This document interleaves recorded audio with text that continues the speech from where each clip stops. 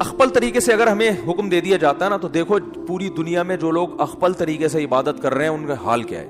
عیسائیوں نے تبدیلی کی، چرچ میں جا کے انہوں نے حضرت عیسیٰ نے جو نماز کا طریقہ بتایا تھا اس کو کیا کر دیا، اجتہاد کر کے نا، جیسے ہمارے پروفیسر غامدی صاحب نے رمضان کے روزے میں یوں کر لیا، امتحان کی وجہ سے چھوڑ سکتے ہو، ایسا اجتہاد جس کے پیچھے کوئی نص نہیں ہے، کوئی قرآن یا آیت یا حدیث، کوئی اصول اصل نہیں ہے کوئی، تو ایسے پھر یہ بھی ٹھیک ہے. اور بعض لوگوں نے سنتوں کو مارکیٹ سے کیا کر دیا. ایک مشہور زمانہ ہے، وہ کہتے ہیں سنت موقدہ کچھ ہوتا ہی نہیں ہے، مشہور ہیں وہ، آتے رہتے ہیں، نام لینے کی ضرورت نہیں ہے.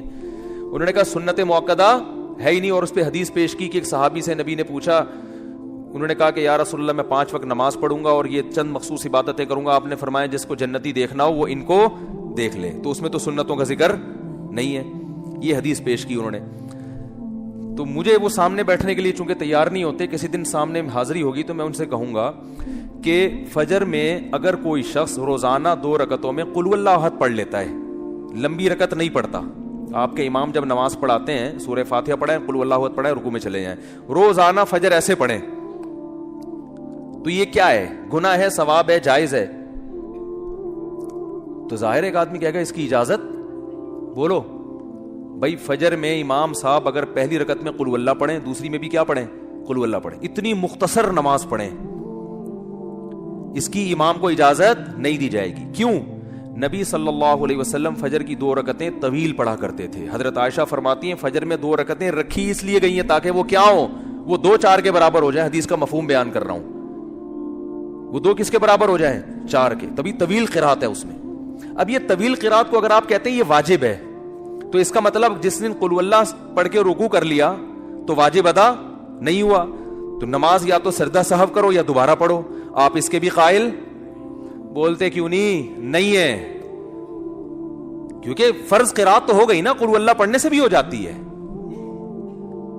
ایسی چیز کو جو واجب تو نہیں ہے لیکن پھر بھی پراپر کرنا ہے، اس کو فقہا نے سنت موقدہ سے تعبیر کیا ہے کہ وہ فرض واجب کے درجے میں نہیں ہے لیکن اس کو چھوڑنے کی بھی اجازت نہیں ہے. کبھی کبھار چھوڑ دے تو الگ بات ہے، پابندی کرنی پڑے گی اس کی. تو ایسے اس کے لیے فقہا نے ایک ٹرم ایجاد کی ہے، اصطلاح نکالی ہے کہ یہ عام سنت نہیں ہے کہ کرو تو کرو، نہیں کرو تو نہیں کرو، بلکہ یہ سنت مؤکدہ ہے. تو سنت مؤکدہ کے تو آپ خود قائل ہے، اگرچہ اس لفظ کے قائل نہیں ہے. اگر آپ یہ کہتے ہو کہ سنت مؤکدہ کچھ بھی نہیں ہوتا، بس فرض واجب ہی ہوتا ہے، فرض ہی ہوتا ہے اور کچھ بھی نہیں ہوتا، یہ تو واجب کا بھی انکار کرتے ہیں، یہ کچھ بھی نہیں ہوتا، تو میں کہتا ہوں امام روزانہ پہلی رکعت میں بھی قل واللہ پڑھے، دوسری میں بھی قل واللہ پڑھے، اور پھر آپ روزانہ اتنی مختصر نماز پڑھا کے مارکیٹ سے شارٹ ہو جائے تو پھر آپ اس کو بھی یہ حدیث سناؤ. آپ اس کو بولو کہ بھائی فجر میں تو لمبی قرات کرنا سنت ہے، آپ کیوں اس سنت کو چھوڑ رہے ہو؟ وہ یہ جواب دے گا سنت ہے نا، فرض تو نہیں ہے نا. کیا ہو گیا بھائی؟ اور وہ حدیث سنا دے کہ ان صحابی نے کہا تھا 5 نمازیں فرض ادا کروں گا جنت میں جاؤں گا، تو میں 5 میں سے فجر جو فرض ہے ادا کر رہا ہوں کہ نہیں کر رہا، فرض ادا ہو رہا ہے کہ نہیں ہو رہا،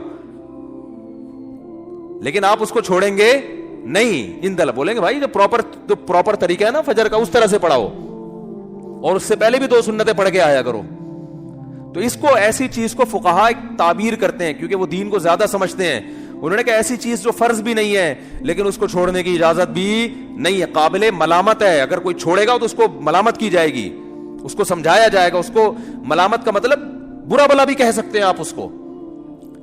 تو یہ ٹرم آپ بے شک اپنی ڈکشنری سے نکال دیں، لیکن ایسے بہت سارے اسلام میں حکام ہیں جو کیا ہے سنت جو فرض واجب نہیں ہے لیکن وہ عام سنت بھی نہیں ہے. مؤکدہ کا معنی تاکید والی، تو یہ تو ایک بالکل بدیہی چیز ہے.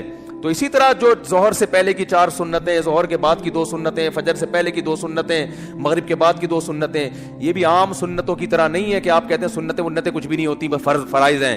ٹھیک ہے یہ فرض نہیں ہے لیکن ایسی بھی نہیں ہے کہ آپ ان کو چھوڑ دیں. اگر چھوڑیں گے تو قابل ملامت ہوں گے آپ. کبھی کبھار چھوڑ دے تو ایک الگ بات ہے، جیسے کبھی آدمی سفر میں فجر کی 2 مختصر پڑھ لیتا ہے، امام صاحب کو جلدی ہے بھائی آج مجھے جانا ہے، میں قل واللہ پڑھ کے رکوع کروں گا، جس نے پڑھنی ہے پڑھے، نہیں پڑھنی کبھی کبھار ٹھیک ہے، پابندی نہیں کر سکتے آپ اس کی. تو تبھی کہتا ہوں اٹھا کر پھینک دو باہر گلی میں، نئی تہذیب کے انڈے ہیں گندے. اسلام بہت پرانا جو چلا آ رہا ہے نا فقہا سے، انہی سے سیکھنے کی کوشش کرو. نئی چیزوں سے متاثر ہونے کی بالکل بھی ضرورت نہیں ہے. حدیثوں کے لیبل ان کو نمبر یاد ہوتے ہیں بس، حدیث کی روح ان کو پتہ نہیں ہوتی. تو خیر یہ درمیان میں ہم قیام و طعام چلتا رہتا ہے نا ہمارا, ہم نے کہا تھا بیان میں جب درمیان میں قیام طعام آتا رہے گا. تو اصل ٹاپک سے ہم ہٹتے ہیں لیکن دوبارہ آتے ہیں, کوشش کرتے ہیں. تو اللہ نے کیا فرمایا کہ ہاں میں یہ عرض کر رہا تھا کہ اللہ نے ہمیں ہم پر نہیں چھوڑا کہ جیسے چاہو پڑھو, ہم پہ چھوڑ دیا جاتا. اتنی آرا رائے سامنے آتی, کوئی کہتا ہے گندا رہنا عبادت ہے, کوئی کہتا ہے کہ ڈیٹول سے جب تک نہیں نہاؤ گے تو عبادت قبول نہیں ہوگی,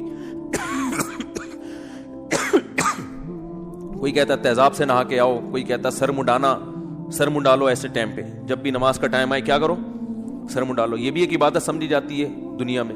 بعض کہتے ہیں جب یہ عبادت کا ٹائم آئے گا کپڑے اتار کے دھوتی بنیان میں بیٹھ جاؤ, ایک خاص بدھسٹ کا ہوتا ہے نا, اپنے لباس دیکھا ہوگا. کوئی کہتا ہے یوں کر لو, کوئی کہتا ہے یوں کر لو, جیسے دنیا کے مختلف جگہوں پہ. عیسائیوں میں اب کیا ہے, چرچ میں کیا ہوتا ہے, کچھ نغمے پڑھتے ہیں, وہ ختم عبادت. تو اللہ تعالیٰ نے اتنا بڑا احسان کیا کہ اقیم الصلاۃ کے سورج جب تبدیل ہوگا نا تو اللہ کی عبادت کرنی ہے. کیسے کرنی ہے وہ اللہ نے ہمیں بتا دی. کیا خاندانی طریقہ بتایا ہے, اس سے زیادہ خاندانی طریقہ دنیا میں کسی مذہب کے پاس نہیں. شروع کہاں سے ہوتی ہے, ایک تو ٹائم کون سا رکھا, سورج کے طلوع ہونے سے پہلے. بدماش آدمی اٹھ ہی نہیں سکتا اس ٹائم پہ ہے. فجر سے پہلے اٹھنا کس کا کام ہے, شریفوں کا کام ہے نا. لوگ کہتے ہیں نا ارلی ان دا مارننگ اٹھ جاتا ہے, اس کا مطلب بندہ شریف ہے. بندہ کیا ہے, اور یہ 12 بجے سو کے اٹھتا ہے, ایک دم امیج کیا دنیا کے سامنے جاتا ہے, یہ آدمی ٹھیک بولو نا نہیں ہے. تو سب سے پہلا جو ٹائم رکھا ہے نا نماز کا, وہ بڑا خاندانی. وہ ٹائم دنیا میں کسی کے پاس ہے ہی نہیں, وہ ٹائم کسی کو گفٹ ہی نہیں, عبادت کے لیے ہبا ہی نہیں ہوا. وہ ہے طلوع آفتاب سے پہلے, سورج نکلنے سے پہلے. میڈیکلی کتنا اچھا ٹائم ہے, آکسیجن کا لیول سب سے زیادہ ہوتا ہے اس وقت, دماغ فریش ہو جاتا ہے. پھر اٹھنے کے بعد اللہ نے حکم دیا کہ سب سے پہلے دانتوں کو صاف کرو مسجد جانے سے. دیکھو انگریز بھی صبح اٹھ کے دانت صاف کرتا ہے, وہ اس لیے صاف کرتا ہے کہ جراثیم مر جائیں. جب میں مسکراؤں تو مسکراتے ہوئے اچھا محسوس ہو. بتیسی اگر کہیں نظر آئے تو دیکھنے میں لوگ کہیں ویل ڈن, بہت اچھے, کہاں سے بنوائے کہاں سے لگوائے. کہ ڈاکٹر جو دانت دیکھتے ہیں نا, اتنے میلے اتنے گندے کہ اگر کسی کے صاف دانت نظر آئے تو ڈاکٹر کو یہ وہم ہوتا ہے کہ اس نے آرڈر پہ بنوا کے فٹ کروائے ہیں. گٹکے, اور ڈینٹسٹ کے پاس تو زیادہ تر گٹکے کے کیسز آتے ہیں نا. تو انگریز صبح صبح اٹھ کے دانت صاف کرتا ہے جراثیم ختم کرنے کے لیے. مسلمان صبح صبح اٹھ کے دانت صاف کرتا ہے کیونکہ اللہ کے دربار میں حاضری دینی ہے. ہمارے ہاں دانت صاف کرنا سنت ہے, اس میں نیت کیا کرنی ہے بھائی, اللہ کے پاس. وہ تو خود بخود جراثیم مراسیم تو ویسے ہی مر جائیں گے نا. جراثیم کو کیا پتا اللہ کے لیے کر رہا ہے, ہمیں مارنے کے لیے کر رہا ہے. وہ تو جو بھی کیمیکل ہوگا وہ تو جرمز کو مارے گا نا. لیکن ہم نیت کیا کرتے ہیں کہ اللہ ہم تیرے دربار میں حاضری دینے کے لیے جا رہے ہیں. تو اللہ نے کہا کہ میلے کچیلے دانتوں کے ساتھ مت آنا, خدا کا دربار ہے بھائی, دانتوں کو صاف کرو. تبھی نبی صلی اللہ علیہ وسلم سرہانے پہ مسواک رکھ کے سوتے تھے. صبح اٹھتے ہی نبی نے جو سب سے پہلا کام کرنا ہے, اٹھنے کی دعا پڑھنے کے بعد دانتوں کی صفائی. کس کے لیے, نماز کے لیے. اس کے بعد ہاتھوں کو دھونا ہے. یہ اللہ کا ایک چیز, اللہ کا حکم ہے نا, فاغسلوا وجوہکم وایدیکم الی المرافق. اے ایمان والو جب نماز کا ارادہ کرو تو پہلے اپنے چہروں کو, حدیث میں قلی کرنے کا بھی حکم ہے, 3 دفعہ ناک میں پانی ڈال کے 3 دفعہ صفائی کی ہے. ناک کی صفائی ہو رہی ہے, کس کے پاس حاضر ہو رہے ہیں. یہ عبادت کا طریقہ کسی دنیا میں کسی کے پاس ہے, اور یہ انسان کا بنایا ہوا ہو ہی نہیں سکتا. کیونکہ انسان کے بنائے ہوئے جو ہم نے دیکھے ہیں نا, ان میں یہ حسن و جمال